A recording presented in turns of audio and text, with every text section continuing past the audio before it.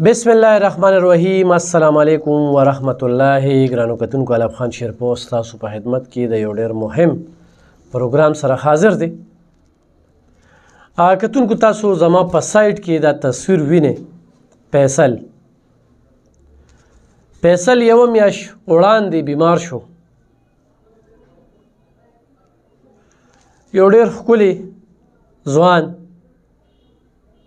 عمر نه دغه 20 سال پورې زمونږ د علاقې و. نن چې زه پروګرام ریکارډ کوم نو 3 مې ده. د دې دنیا نه ارماني لاړ، یتیم مو والد صاحب وفات دی. په دې یوه میاشت کې پیرونو ته ډېر ګران و، کور ته ډېر ګران و. واقعي چې هغه د ګرانېدو ځوان دی، اخلاقي لحاظ سره. بیګا مې دا تصویر ولیدو، رشته دار را سره ناست و، هغوی راته دا خبرې وکړې. نو ما یې زه په دې باندې څو خبرې ضرور کول غواړم په فیصل باندې. په دې یوه میاشت کې مې د 50 لاک نه زیاتې روپۍ لګولې وي، د 50 لکو نه مې پې زیاتې روپۍ لګولې وي. پېښور، کراچۍ په 1.5 لاک روپۍ خو له صرف امبولانس کړو. خو د دې دنیا نه رخصت شو. الله پاک دې هغه خاندان له صبر ورکي، او الله پاک دې فیصل له جنتونه ورکي. د فیصل ډېر ناګهاني مرګ، ولې چې خروغ رمټ ټیک ټاک او یکدم چې کوم دی نو بیمار، په سر کې رسولی وه پیدا شوه، او بیا رسولی ماته شو. هغه ټول جراثیم چې کوم دی نو بدن ته لاړل، او په دغه کې د دې دنیا نه لاړ. په دې پروګرام کې مقصد او مرام هغه ځوانانو ته دی چې ژوند ختم دی، نه په لوی ده او نه په وړوکې ده، نه په عمر ده او نه په کم عمره ده. د دې دنیا نه تګ دی، او موږ ټول به چې کوم دی نو د مرګ دا ذایقه چکو. د دې دنیا نه به ځو. دا طرفګنې، دا کنځلې، دا کینه، دا بغض، دا حسد، دا بېځایه په خلکو باندې تورونه، الزامونه، د دې نه اجتناب وکړئ. آخرت په ځان له څنګه ښکلی کوو. 5 وخته مونځ چې فارغ یو، په تبلیغ کې تګه،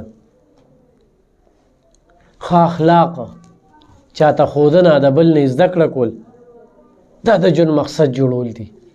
مینه خورول دی او نفرت له ورکول دي. لتې ژوند ښکلی کول دي. نن په شب قدر کې یو زوی لږې شو، پلار یې وویشته او بیا ورور مو وویشته په کورنۍ لانجه باندې. نننۍ خبره درته کوم. زما نه ډېر مسافر او ډېر خلک خفه په دې دي چې یاره بس خپل سوشل ورک کوه. خو ما مسافرو ته وویل چې یاره زه لاول صحافي یم، بیا سوشل ورک یم. خو بهرحال چې کله سیاسي بحث کې نن سبا مسله هم چې روچتی یا د یو مسلې نشاندهي هم کې، نو په هغې هم خلک خفه کېږي او د رنګ رنګ کنځلې او د رنګ رنګ خبرې کوي.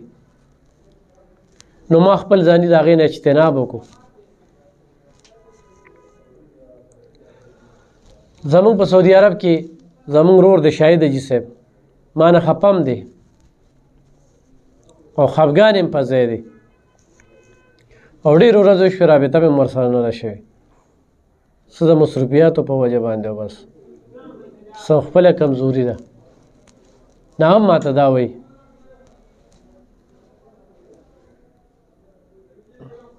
نو بلکل زه د هغه خبره زه منم. خو ګرانو کتونکو، دا فیصل ځوان دا ځان ته عبرت وګرځوئ چې اچانک د ده په اړه باندې څونه ارمانونه او وروڼو ته، خاندان ته ډېر زیات ګران و. داسې ډېر ناګهاني مرګونه. د ارشد شریف مرګ ته وګوره، کوم ځای کې د مرګ بانۍ جوړه وه، په کینیا کې. پاکستان او بیا د پاکستان نه دوبۍ ته ځي، او دوبۍ نه چې کوم دی نو بیا کینیا ته راځي، هلته کې نهه کېږي. پړوم ډېر ارمانونو. واړه بچي ته پاتې شو. هغه مور چې هغه په فخر کوي ځکه چې د بل زوی جنازه یې خو موچته کړې ده، شهید شوی دی، په آرمي کې و، ډاکټر و. د هغې مور سختن چې کوم دی خو هم په نیوي کې و، د زړه د دورې نه وروستو چې کوم دی وفات شو. دا پروګرام په دې تازه تازه صورت حالو باندې کومه، خو په دې فیصل باندې مې خبرې کول غوښتل، خو زمونږ نه داسې څه غلطي شوي نو موږ هم ماف کړو، موږ هم ماف کړی او ژوند چې کوم دی ختم دی. الله پاک د توبې دروازه کولاوي، تاسو ورته ولې توبې موقع نه ورکوئ، چا پسې پروپیګانډې مه کوئ. یو سړی دی ماضي کې غریب و، مستقبل کې خدای پاک پې رحم وکړو، مخکې لاړ محنت په وجه باندې. علب خان شرپو الحمدلله په ضمیر خوشحاله دی، خپل ته جواب دی او نن چې دا څه یم به دغه یم، بینک بیلنس دغه هېڅ نه لرم، دروازې کار مې دی، خو بس دروازې راته سمیلو شو مې خوړل او کني نو لاړ شم او بس وده شم او سهار بیا راپاسو په دغه سوچ باندې. خو روز کې د خیر ښېګړې کار رانه خدای پاک اخلي. نو راځئ چې مرګ ته ځان تیار کړو، مرګ ته الله پاک دې فیصل له جنتونه ورکړي، الله دې د هغه خاندان له صبر ورکړي.